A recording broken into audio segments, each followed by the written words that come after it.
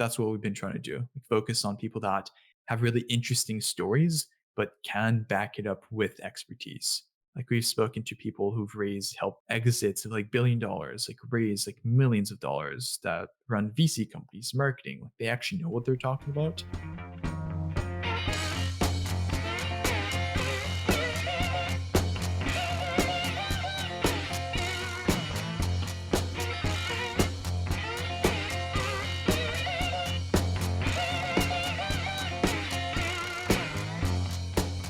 Our featured speaker today is the founder of We Feature You, a PR firm that builds industry professionals as leaders and authorities in their space. He's also a contributing writer for Disrupt Magazine, USA Wire, and Kiva Daily, and hosts his own podcast, The Entrepreneurs Lessons from Growing Businesses. Zachary, it's a great pleasure to have you as our featured guest today. Thank you so much for making time to share your journey with us. First, really appreciate the invite here, guys. Really excited to do this. We're delighted to have you. And I was wondering if you could kind of, take us back in your journey and talk to us about some of your earlier experiences. Do you feel like there were any mentors that came into your life or any big events that really started to shape who you became personally and professionally? That's an interesting question because I feel I've started in like the entrepreneurship world as a lot of people would with the classic lemonade stand on like the corner of the street, just trying to sell for like $2 like a lemonade cup. You quickly realize that there's actually much more to it. And then you slowly just like developing these habits, you start liking making money. Like my dad was a banker. I've always had like this fascination of counting money, changing my $2 and $1 for $5 bills, all that like those fun stuff. I think probably when I was getting closer to like 15, 16 or something like that, I was really big into playing like online video games and just communicating with people like online. And I've somewhat saw this fact that people there would be like in-game like currency or like items, etc. Most people would just use it within the game. They would pay to have these. But I realized I could actually work to get these and I could sell them back on like eBay or something. So I was able to make money out of like digital items that really kicked something in me. Because I made like a few $1,000s out of playing like some random games when I was like teenager. I was like, okay, like I can make money out of playing games, like out of doing something like online. And I thought that was like really interesting because prior to that, I never had any real job in person doing anything. And I was like, okay, I can make money. I don't even have to go somewhere. And that was like somewhat like mind blowing in a way. I ended up like working during like the summer, like a physical like job, like customer service in a retail store. But it somewhat just gave me like the taste for like what could be done if you were like persistent, consistent, and you would always try to like innovate and do like new things. And that soon led me to just try like every single business model that exists. I feel like a lot of entrepreneurs, when they start, there's like the concept, the shiny object syndrome, where you see something, you start it, you stop, it's just that continuous like cycle, like snowball effect. So as like every teenager that started entrepreneurship, tried drop shipping, trying to sell products from China, trying to sell them for a high profit margin, tried affiliate marketing, growing Instagram pages. I grew like a few of them to 30, 50,000 followers. And I would somewhat get this skills out of negotiating for like ads that we would sell on like the page. And I just somewhat built like those skills of like negotiation, entrepreneurship, sales, marketing. And once you get to like that level, you somewhat got into the mindset like, okay, like this is marketing. There has to be something that we can do to do this on like a bigger scale, higher scale. Led me to want to go to university in marketing. I ended up dropping out of university after like a year and a half after realizing that, okay, our company is doing pretty well. I don't really see the point of continuing to do this, considering everything that I was being taught wasn't even relevant to what I was doing. And it was such on like a lower level to like what I was doing at the moment. So I decided to just go on my own path, continue building the company. And yeah, I mean, I've been doing this for going on like 4 years so far, and it's been absolutely great. No complaints on my part. Very cool.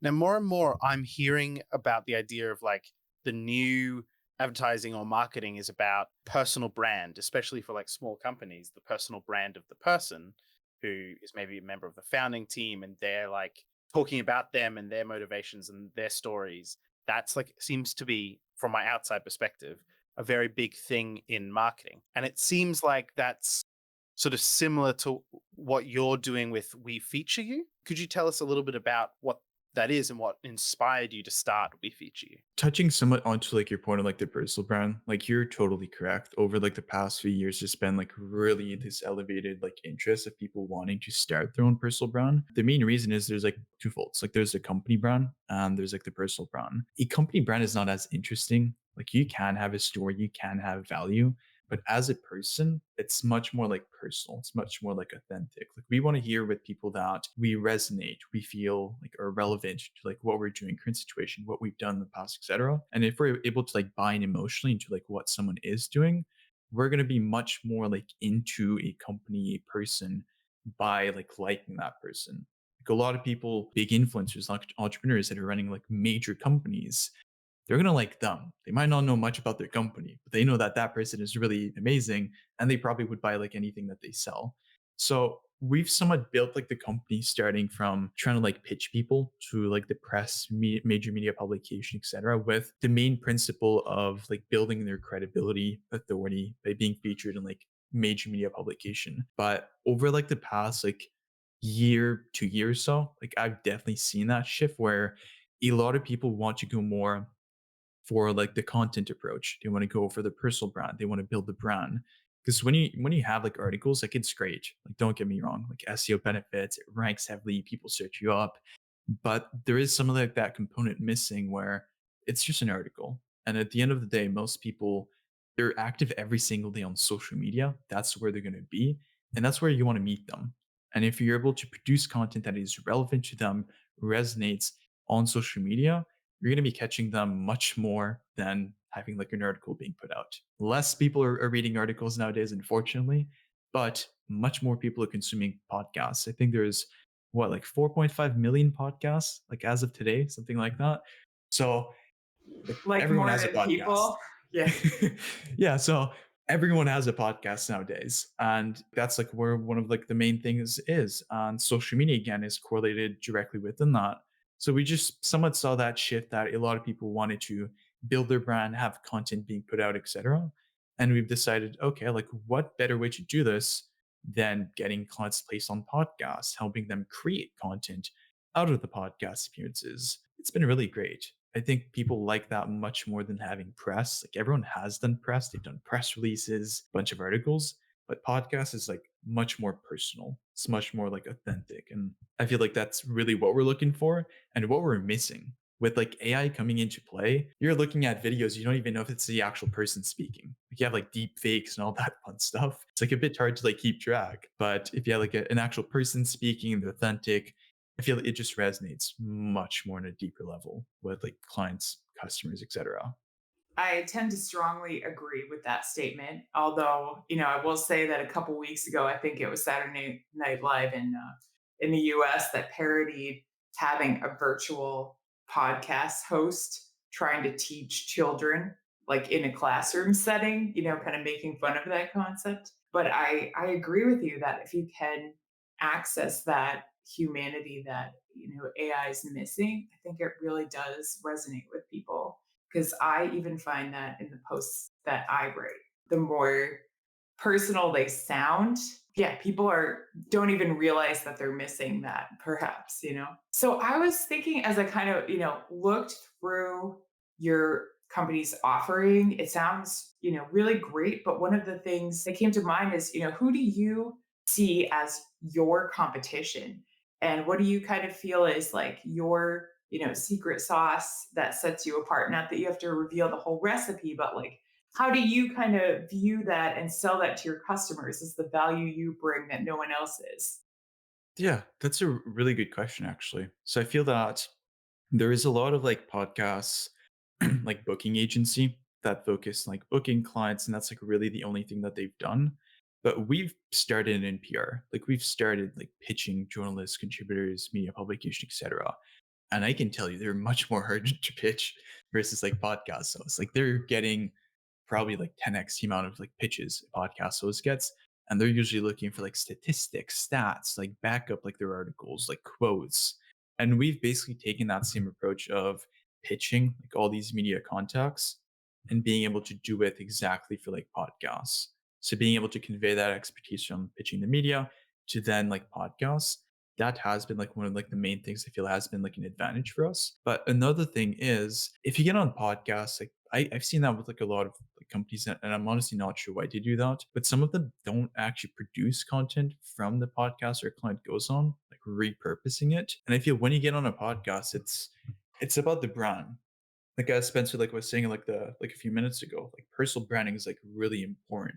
And when you go on a podcast, not everyone is going to listen to like a 45, 60 minutes podcast, but if you have much more consumable content in like a 60 seconds, 2 minutes video, and it's published on social media, it's much more easier to consume that and get like the same value. And when you somewhat format these clips, you can make them more like value oriented, like value based, where you have like a 1, 2 minutes educational and you're able to provide directly that value, as opposed if you listen to the entire podcast and you might only get to like that value piece like 20 minutes in that really like resonated from you, that was like really beneficial for you. I feel that's like really like how we approach that. I feel that if you go on podcasts, if you create content, you have to use it.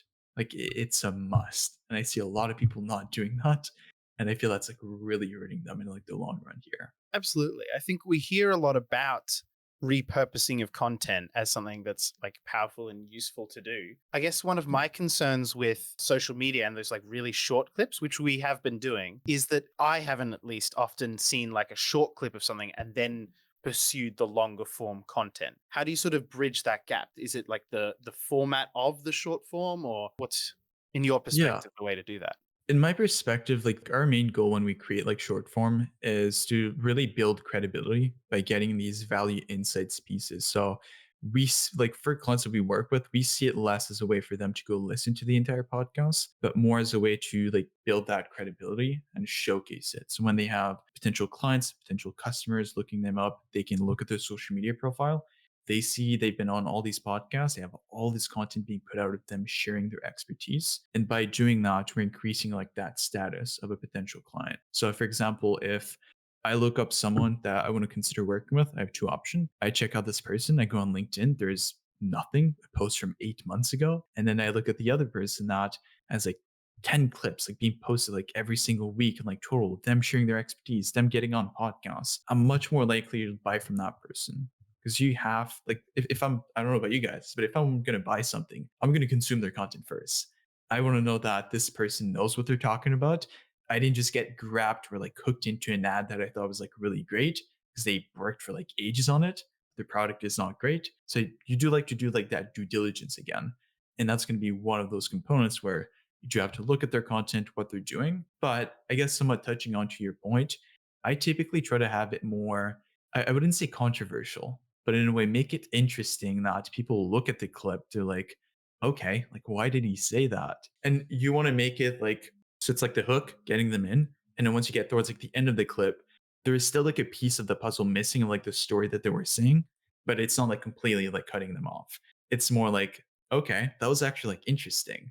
I want to go listen to like the rest of this podcast. And then just having like a simple call to action. I feel that's usually the best way to do it. And if you're getting like cold traffic, like people that have never listened to you, like you have to have a good hook. So it's about finding these really little clips that are like dragging you in. You hear them, and you're like, what did he say? That did not make any sense. And then you're like, okay, that actually does make sense. But yeah. Yeah, I think that's so interesting. And I find the human behavior element of this like really fascinating. And I kind of like continue to try to analyze it on my own. I mean, obviously, you can read like so many different advice columns, but like, one of the observations that someone else pointed out is that like comedians will upload like 3 hour long things that people are watching or listening to. And sometimes, I mean, I'm not trying to say like some of it's garbage, but it is not like their finest work, right? So there's an audience for that. And then there's this audience for those shorter excerpts, right? And where is that overlap so that you're actually getting people, driving traffic to what you want them to see? And if all of it is driving traffic towards something else, I think it's kind of brilliant, that you're thinking like some people do want to be thoughtful and think through the elements that I'm talking about in this podcast. And some people just want something quick and inspiring. And I want all of those people to find me. So I think you articulated that beautifully. Yeah, I think you need to somewhat bridge that gap, as you were saying. So I think you're spot on with that. Yeah, it is interesting because in some ways I feel like they're two different audiences, and social media kind of makes it that way too. Because if you start watching, even on YouTube, where that has long and short form, if you start watching shorts, you're going to be fed more shorts, and if you start watching long form, you're fed more long form. So I do want to pass to a community member that has a question. Thank you for the good insight, for the very good insight. My question would be in these terms. I think in Italy, personal connection often shape business relationship, possibly more than in North America. How does the cultural experience impact your approach to international clients? Thanks a lot. Okay. So if I'm getting that correctly, basically with like the cultural difference, because with like North America, it's more like relationship based, like authenticity, and then in like Italy, it's more like just straight to the point, like business. Or I think he actually says the opposite, right? You feel like Italy, it's more about personal connection. Yes, in terms of what Nancy pointed out.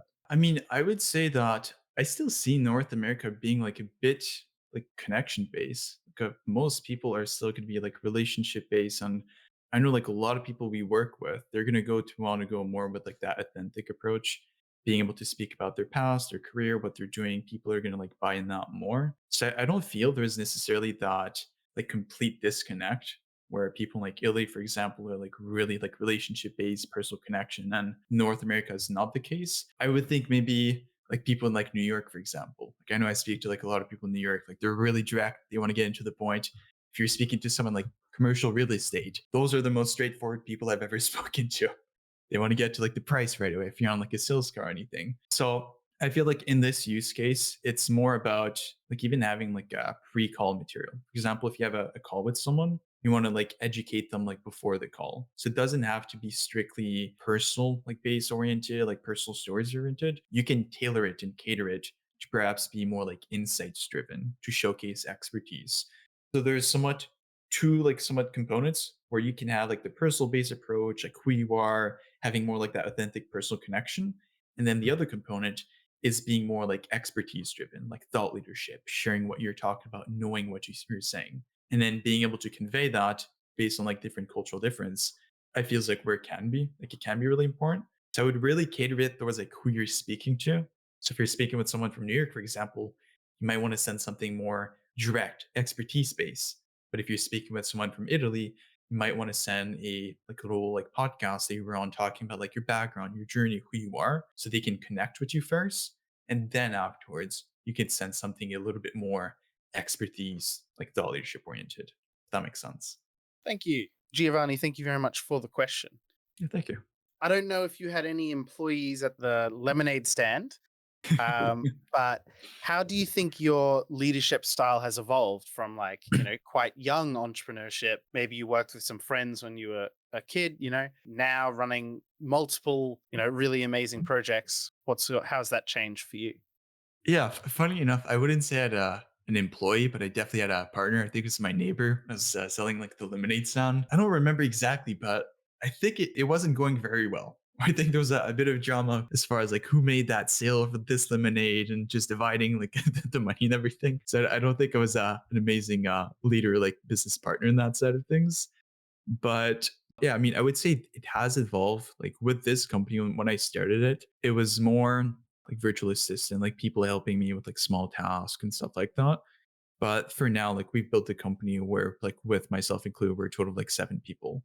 And it has become much more like an approach where I'm looking for feedback from people. I'm looking for an input from someone. And I think like when you're running a company, you shouldn't let like your own like thoughts or vision blur like other people's opinion. And the main reason is we all have different life experiences. We all have different expertise, etc. And someone might be like much more experienced than I am in sales, lead generation, content. And if I just base my entire decision based only on my opinion, I'm going to be missing out on a lot of value. And sometimes you're only going to realize that like 3 months later, like, okay, I should have listened to this person. So I feel like I'm still learning every day as like a leader. And I feel as anyone that's in like leadership, you're gonna learn as you go through experience, to get better, ask better question, understand people better. But I feel that when you run a company, it's not just about the job. Like you have to go on a deeper level. You have to get a bit more personal, support people. And I've always heard that as like the cliche thing that, hey, like you need to like support like your employees, like go outside of just like work, work, work. I understood it on like a smaller scale, but I'm starting to really understand on like a deeper level. When you're working with certain people that can get overwhelmed, like certain tasks, they're not really good at certain tasks as well. And it could even be something like a bit more personal, where they're lacking like organization within like what they're currently doing. And I feel that just providing that value based on like your own experience, like really taking the time to like be, hey, like I think I could actually like help you with this, like outside of like work totally. Like, let's take a time like an hour or so. We'll go through like your entire structure, make sure that you feel comfortable with everything. And I've done that with like some people in your team, and it has been really like a game changer. We're just making them like understand how to use a to-do list, as simple as it sounds. Some people do not use a to-do list, and it can really be like helpful. So I feel that's just like one of the ways you should be trying to like support like your team, your employees, but even going like on a deeper level, like trying to like educate them, making them like a better person. But I feel that's something that you have to ingrain in your culture, where you're like, hey, like our goal is to like literally like become a better person like every single day. It's not about just growing the company. My goal is that you're at A when you start with us, and then you're at like YX, like towards like the year end of your time. If you go work with someone else, totally fine. You've had a great growth journey, and that's all that counts. And you have to invest in your people. That's one thing that definitely I've seen like quite a lot, and I've realized is you can't just expect people to like understand everything and just let them be like, okay, just go do your job, do what you want. You have to like teach them, continuously help them improve, even like going as far as like buying books that you think could be like really like valuable to them. Like Atomic Habits, like I'm not sure if you guys are familiar with it. I mean, I think everyone has, but just like buying that for like your team, saying like, hey, I think this could be like very valuable to you. And one thing that like we've implemented like just recently is every month, if you have a book that you want to read, self-improvement, growth, anything, mindset, just like let me know, like we'll buy it for you. And by doing that, we're so much investing in their own like growth, like their own like self-improvement journey. Because I feel that if you do that, they're first going to be happier. Second, they're going to perform better. And third, I mean, it's a win-win for everyone in a way. So I feel as a leader, you have to invest in your people and you have to care about them. That's the most important thing, in my opinion. Yeah, absolutely. And what you're saying about investing in their personal growth and then also giving them some ownership over that, giving them some parameters as well, that makes so much sense to me. I'm a big fan of Atomic Habits, but it took me a long time to read it because I had read so many other books on habit formation and behavior change and modification. And I think I was like, what is he going to say that hasn't been said? And I think it's a really good example, honestly, of what you're doing because it's not like reinventing the wheel, but he just takes concepts that have been proven and he gives good examples of them in multiple areas of life so that every person can kind of see themselves in that. And that is, unfortunately, what's missing from like sorry, BJ Fogg, his Tiny Habits book that's 16 hours long. If you read it on audiobook, it's a great book, but it's a lot to digest. It's so much more digestible. And also, his social media, the author of Atomic Habits is James Clear, is such a good example of what you're trying to do too. Having that short form and he has longer form and his email, he has just the quotes that I read every day. It makes so much sense to me that you're kind of also thinking about that as employee development. I think that's really brilliant. Hi there. If you're enjoying this podcast, would you mind leaving us a review, a like, and subscribe on your favorite podcast platform? Thanks so much. That really helps our reach. The Founders Voyage podcast is now proudly sponsored by VidOps. Kane at VidOps has been taking care of our editing since early 2024. He works efficiently, and I'm sure you'll agree that he does a great job. Thank you to VidOps for helping bring this podcast to life. If you want the same great support we're getting for your podcast, or you need help with video, photography, or animation, you can get 10% off at vidops.io using our referral code Voyage. That's vidops.io, referral code Voyage. Now back to the show. You have so many good ideas about business growth and development and PR. Many of us in this community kind of started out, we came together, through one of MIT's entrepreneurship boot camps that were somewhat based on the framework laid out in Bill Aulet's 24 Steps of Entrepreneurship. Have there been any programs for you or any, books or other resources that really informed or shaped the way you thought about entrepreneurship and business building? That is a really good question. So I feel like when I started my journey in like entrepreneurship, like I would read like books, like you'll see like a few like just behind me. I somewhat stopped that habit after like a little while where like I realized that you can consume information, but it goes like a certain degree. The main thing you should be trying to do is act on it, like try to actually do something. You're really only going to learn by doing the thing and by just consuming content, consuming it. You're just somewhat delaying the fact that you need to act on information to actually get an output from it. So I feel definitely I've started with that. And afterwards, just learning from like my mistakes, doing things, that's one way I've learned. But I would say probably the biggest lever that I've pulled, and it's going to sound a bit weird, but just being active in like Twitter, like X, it's called. Like a few years ago, it was like amazing.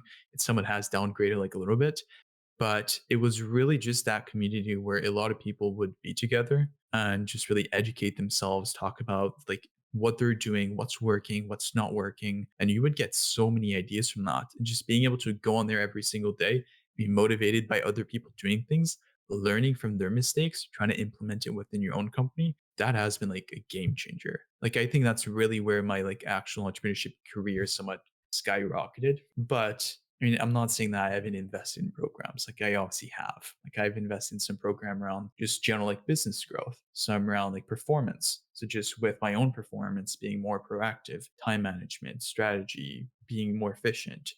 And then I've recently started reading books again. So I'm trying to get back into like this habit. We were talking about atomic habits, but trying to read like 15, 20 minutes like every day of a book. I feel like when you're starting to consume content, you're not getting as much value as you think you would because you're just learning concepts that don't actually apply to you now. If you listen to Atomic Habits, sure, it can apply to anything. But if you look at like business books, if they're like not beginner friendly, it's probably not going to apply to you. You're just listening information that is not going to be relevant to you. I could reread some of these books and I would listen to new things and be like, okay, I didn't even think about this. Like what I'm noticing is I'm going through a book and then I'm going to like go read the entire thing, there's maybe going to be two things, maybe one or two things that is going to be valuable to me. The rest, not valuable for the moment, at least. And then I'll note those downs and then I'll be able to act upon that information. But I feel like as you reread a book, you're always going to get new insights, new things that apply to your situation. I'm reading a book called Traction at the moment. It's talking like a lot about like leadership, building a company when you have leadership position. I'm like, okay, well, for the moment, I'm managing the team. We don't have many leadership position with like a CFO, CTO, or anything like that. So this technically doesn't apply. But there was a lot about like scorecards, like building a company circle, like life cycle circle. And a lot of these components, like, okay, this is actually interesting. We should be implementing these components. So I feel you're always on a growth journey, and I feel probably in like the last, like that year prior to like starting this year, 2024, one of the things I've lacked on was definitely educating myself. And that's probably one of the main things I recommend anyone doing is never stop educating yourself. You might think that you know a lot. You might be stuck into this cycle of continuously doing the thing over and over and over, but you're going to get so many ideas. You're going to learn much more and you're going to be able to stay ahead of your competition. You always have these new ideas for improvement, innovation, etc. But if you're stuck in your own little bubble, just try to do the same thing every single day, there's probably not going to be a lot of innovation. And I guess that somewhat ties into also connecting with people like ahead of you, people doing interesting new things, because that's how you learn. I mean, I'm sure you guys have heard this the classical saying, like five friends around you like defined you. That's real. That's really big. And you only really start to internalize it when you actually see it in a way. Absolutely. A YouTuber called Mr. Beast, who's very popular at the moment, he said how during his first, I think it was 3 years or 4 years of growing on YouTube, he would Yeah. every week talk with a small group of similar level Hmm. YouTubers and they'd all like experiment and learn from each other. And I Yeah. think that's similar to what you've been talking about. Like you want to be educating yourself in a lot of ways, and books are one great option, but you have to be applying and experimenting with those skills. Yes. Otherwise, it's just knowledge that you hear and you're like, that sounds great, and then don't apply. I think that's Yeah. actually a really excellent point you've just made. So I really wanted to highlight that. Yeah, and it's interesting that you mentioned like Mr. Beast because I know exactly what you're talking about. But I would say he's on a different level of obsession. Like that True. guy has been in the space for what, like a decade, probably more, and he's been obsessed with just tweaking thumbnails, knowing A/B testing everything, changing just a little color. So I can't say that I'm on the same level of obsession as he is. He's definitely crazy in a good way, but Hmm. yeah, he's a really good example of that for sure. Absolutely. He has a level of obsession that I think may Yeah. border beyond good and into unhealthy, but Exactly. the concept I think is really cool. Still Um, stands, yes. One thing that I'd love to sort of dig into a little bit is about any scenarios where you've had to make a major pivot or deviation from the plan you had and what your approach is to doing those sorts of pivots. That's a good question, and I think the best example that I could talk about would really be just, like, last year. So, I think in the beginning of 2024, like, for, like, the past, like, years before that, we were really strictly focusing on, like, press, like, PR, getting clients into articles, media publication, etcetera, and that's, like, really where we saw that shift, where a lot of people wanted to focus on personal brand, content. So, what we did, I think in, like, January, we somewhat started, like, a pilot program for, like, our podcast program. So we slowly started to like upsell that to some of our clients, building it, tweaking it, making sure it was working properly. And it's really just been like what we've been doing for like the past like 14 months or something like that. It's been a major pivot. And I think that's really something important that you have to look at when you're in business. You're going to have multiple option. And we were obviously talking about like shiny object syndrome, but this is where you have to do your market research to see like, okay, is this actually a good idea? Is this actually going to work? Is there other people doing it? Is it a viable option? So we somewhat did that market research. We tested it. We ran it for a few clients. We saw there was some interest from our clients, but that next level was testing it within like the actual market. So how do we do that? We started doing like cold outreach. So reaching out to potential clients. We saw there was a lot of interest for like podcast placements. Obviously, like as time goes on, it gets like a bit more crowded. There was a lot of people interested in like podcasts. And I was like, okay, so do we make this entire shift? Like, do we go all in this? We just put the PR aside for now. We see how it goes. It was the best decision like I could have made. But I feel like you often have to go with your gut feeling. If you're not sure about something, if your gut tells you to do something, it's probably right. You're always gonna have these little things that are gonna validate that gut feeling. But when you're about to make an entire pivot, an entire change in your entire business model, oftentimes there's going to be a lot of overthinking. We had been running this for the past like 2 years. We'd been making like the same amount of revenue for like that exact same amount of time.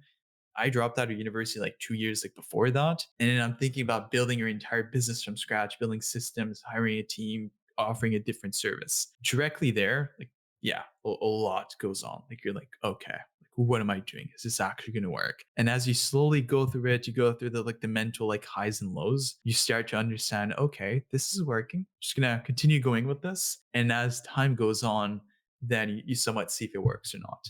But you have to take that leap. We were lucky, worked out because we put in the effort, but you still do have to make that market research, make sure that if you're making a decision, it's with good intent, it's actually a viable option. So I think that was definitely like the biggest pivot like I've ever done, like completely revamping your business model. But yeah, I'd say it was definitely a great decision. So I can't really complain about that.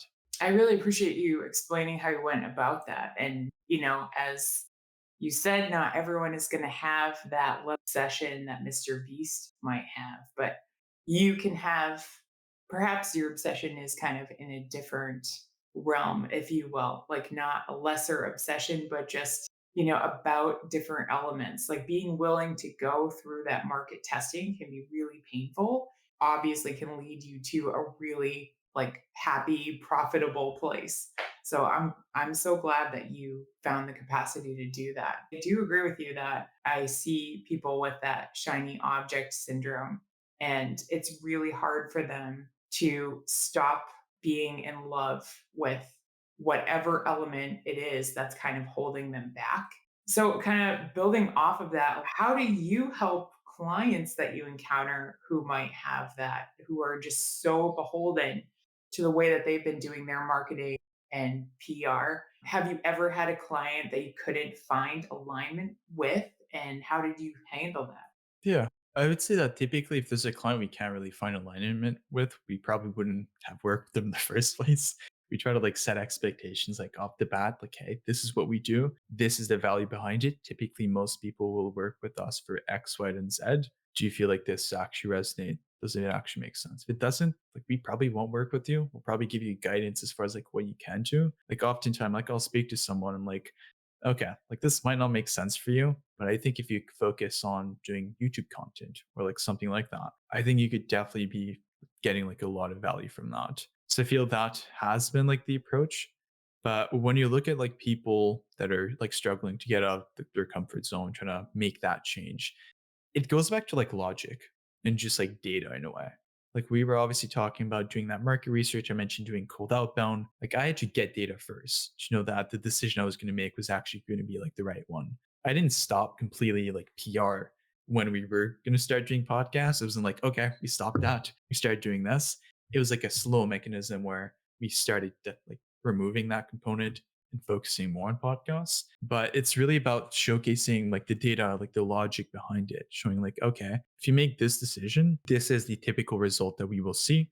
This is the typical result you are seeing. And if you just look at the numbers, like clearly makes more sense to do this now. And podcast isn't always like the right thing for a client's PR as well. Like, again, like as I mentioned, I might tell a client like, hey, you should be running ads. Like I don't think podcasts or PR is gonna benefit you from now. Like we might not be the best fit, but I do know a few people that crush it in what they do. And I would definitely go with them. So I feel again, it's really just about like presenting like an option to a client, whether it's going with you or it's going with someone else. At the end of the day, it's about making the right decision, like helping them come to the right decision. And it's not about trying to force someone to like work with you. If you're not a good fit, you're not going to benefit from working with us. I'm not going to take your money. Like anyone that does that, that's not ethical. Like you should be telling clients that you're probably not going to benefit too much from this in your particular use case. I probably wouldn't do this for now at least, but I would do this. These guys really crush it. You should go with them. So I feel, yeah, it's really just about being like honest and transparent with clients, but also backing that up with like actual data, like metrics around why you should be making that decision. Absolutely. I think it's so important to be honest with what you're delivering. Focus in on the customers that sort of you can really amplify them in the ways that they want and really bring a huge amount of value to you. And then because you're focusing on those particular customers, you can then get much better testimonials, get much better perspectives out.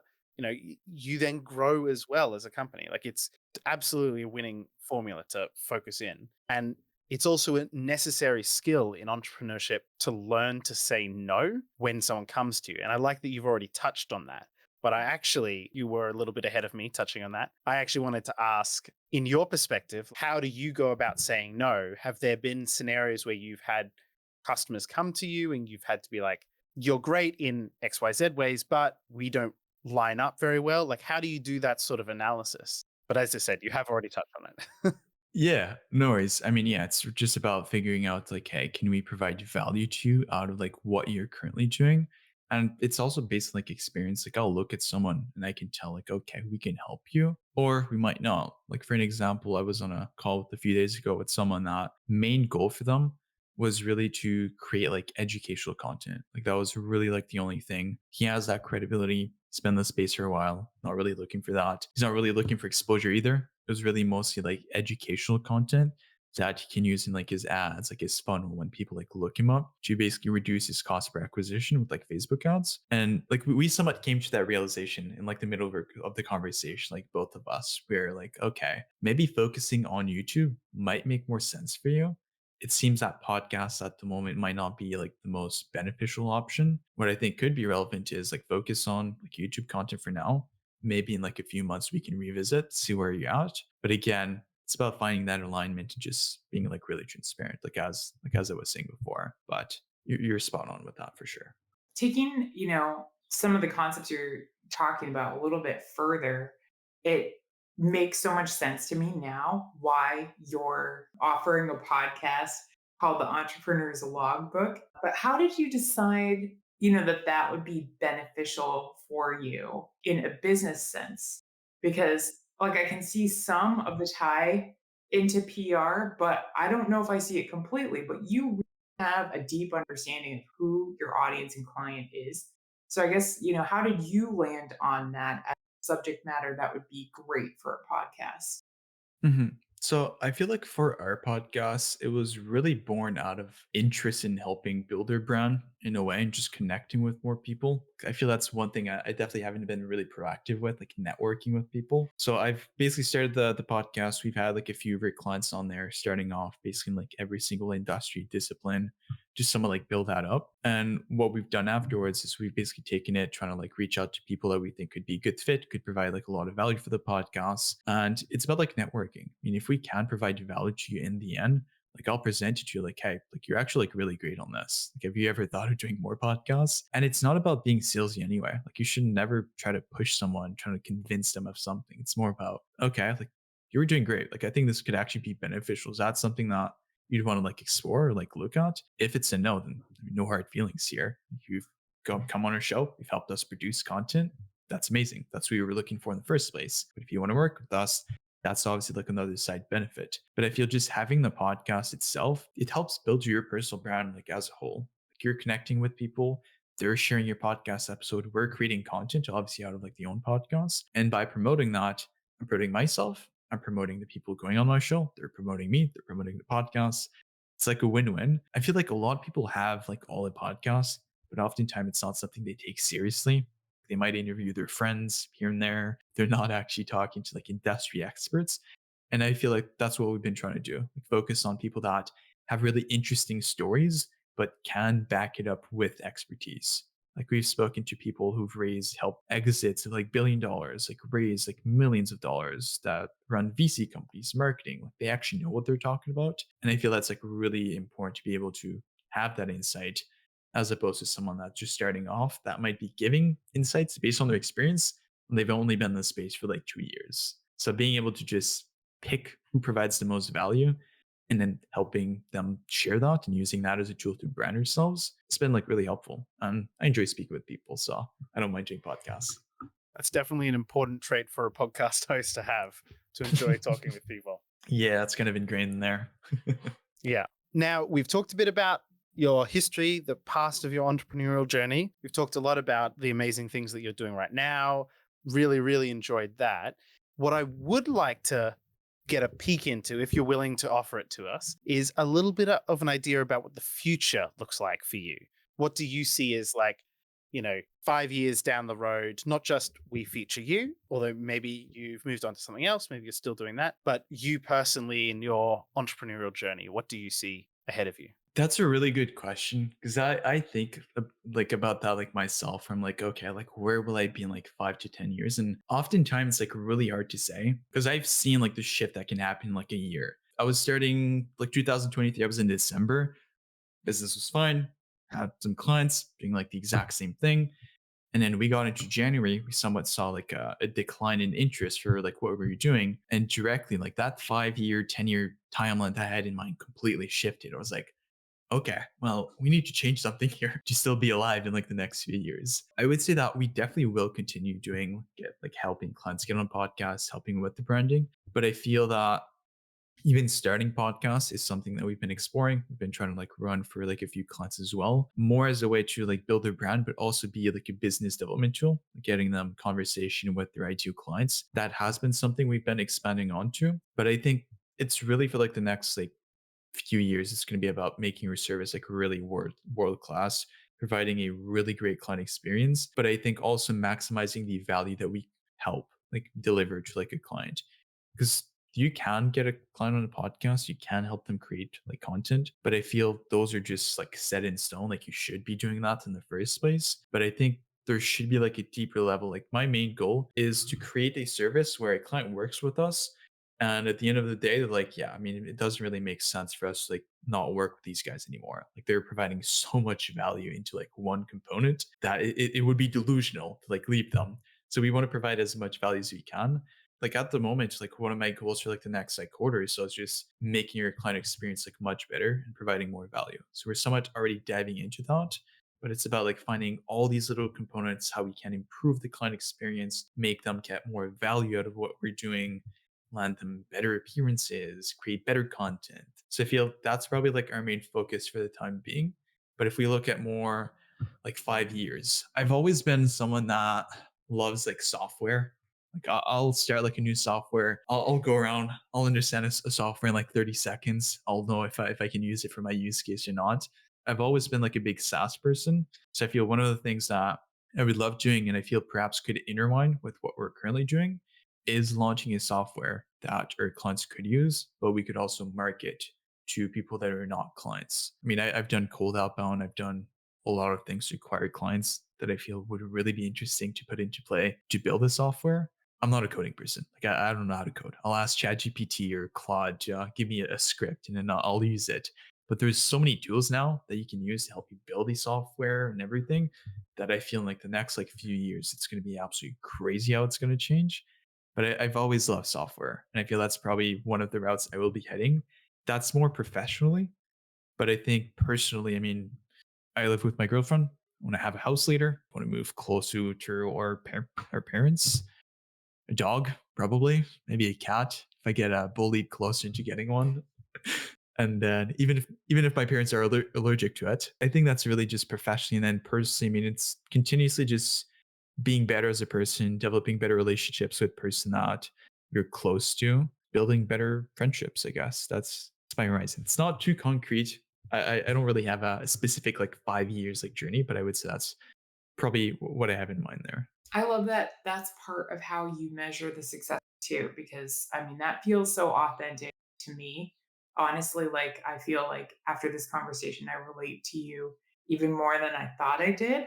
All of that takes time, though, being willing to, as we're kind of talking about, sharpen yourself with other people in your field, making sure you're taking time to continue to grow yourself and learn, making sure that you're nurturing your relationships. And if you get a puppy, like taking time with them, like it all takes time. And we didn't even talk about the fact that you're doing so much writing as well. How do you find for yourself the balance that you need between your work and your family life and everything else that you're passionate about? I feel like that's something that I'm still improving like every single day. Like I feel like when you run a business, one of the big struggles that you have is organizing yourself, making sure you can make time for everything while not sacrificing like any areas. But once you're like in like a growth mindset, the growth period, oftentimes you will sacrifice some areas. Sometimes it might be your fitness, might be your relationship, your mental health. I know that that's obviously going to be affected in like a lot of like capacity. But the way that I think the best way to structure is try to like set, obviously simple as that goes, but set a time on the calendar. Tell yourself, okay, like this is my non-negotiable time where I will be going to the gym, going for relationship. This is going to be like us time where we're going to spend that, disconnect. We're just spending time together. I feel like as you grow as a person, that's like when you start realizing that you have to put time aside. You have to organize yourself to actually dedicate time towards that. Because what doesn't get like scheduled, what doesn't get tracked, doesn't happen. And that's like one realization I've come to, that if we just try to like wing it, just try to, okay, like I'll do this on this day, whenever time I can, it's probably not going to happen. It's like this somewhat thing that I realized for myself, where if I don't go to the gym before 5 p.m., I'm not going to go. Like it just never happens, because I know that if I go, it's going to be crowded. There's like way too many people. So it's about finding like that time that works in your routine to put a certain time for that. Also, if you're in a relationship, talking with like your partner, figuring out like, hey, based on like your schedule, like what works. And that's like one habit that I've started doing, like looking at both of our schedule, looking at a time that works for both of us and setting some time aside. And then, I mean, business wise, if I'm not at the gym, if I'm not with my girlfriend and my family, and I'm not sleeping, I'm probably working or talking with friends. But yeah, sometimes it's hard to have that balance. It is something, to be transparent, that I'm still working on, but I feel definitely scheduling it, having to-do lists is really goes along, and everyone should have that. You can't just wing an entire schedule. It just doesn't work. Absolutely. I appreciate you sharing that with us. Like, it is something that I feel so many entrepreneurs haven't really figured out a perfect work-life balance, but it's something that all of us appreciate. At times in your life, you probably can't have any balance, but when you can, it's so valuable to be able to get that time in the gym with your partner, with your family, with your friends. It's absolutely vital. Now, I want you to interpret this however makes the most sense for you. It can be something you've heard, something you've read, something you came up with yourself. You know, it could have been you've read it on a cereal box, whatever sort of lines up the best for you. As what are the words of wisdom you want to leave us with today? Interesting. That's a really good question. I would say that be consistent is going to be the main thing I would focus on. You have to show up every single day. If you're not consistent and you just try to work in bursts of motivation, it's not going to work. Consistent is going to beat motivation 100% of the time. Second, and I actually love this one, you have to be delusional in a way. It sounds crazy to say, but you have to be, I wouldn't say crazy, but you have to be delusional on a certain level that you believe so much in yourself that you think everything is going to work out in your favor. And if you have that mindset, it is going to work that way because you're going to put in the effort to make sure that it does happen. And then I feel just being present with people, being really like authentic, connecting with people, networking. I would say those are probably like the main words of wisdom, but I guess the most like classic traditional one. If you believe you can do something, you can. You can put your mind to it, but don't get into any mental delusion that you think something is going to happen, but don't put in the work. I know a lot of people that say they want to do all these sorts of things. They're going to do it one day, but they never put in the work. And sometimes you just have to be real with yourself that if you're not willing to put in the work or the effort, no one's going to do it for you. It's not going to happen. So just being really honest with yourself at the end of the day, I think is a really important thing to keep in mind there. Those are all really valuable. I feel like you've given us a lot of really great thoughts and you've taught us a lot today. We really appreciate you coming on. Thank you again, Zachary. We really appreciate your thoughts you shared with us and taught us today. Thank you, everyone that was able to join us live. Spencer and I and the team behind Founders Voyage feel really fortunate to be part of this community and ongoing learning experience with you, and for the opportunity to bring you learning experiences like this each week. We hope, Zachary, as you have time, you'll join us for some others. In the meantime, for our listeners, you can podcast under Founders Voyage on your favorite podcast platform or directly on our website, www.foundersvoyage.org. And if you would like to support the Founders Voyage podcast that we've been working hard to edit, you can donate to that through our Patreon, and you can find that under Founders Voyage as well. So, Zachary, thank you so much. I know we're going to have you back. There was a lot we didn't get to, and I'm super excited to hear if you do start dabbling in software. So, we will definitely have you for a follow up. Thank you so much, Nancy. This was amazing. I love it. Absolutely. This was a pleasure to talk with you. Thank you very much.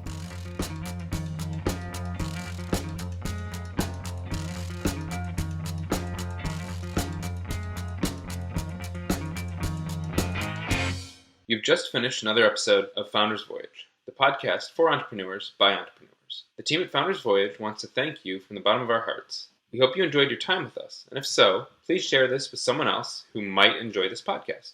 You can also support us by leaving a review on Apple Podcasts and Spotify, and by donating to our Patreon. Outro music today is Something for Nothing by Reverend Peyton's Big Damn Band.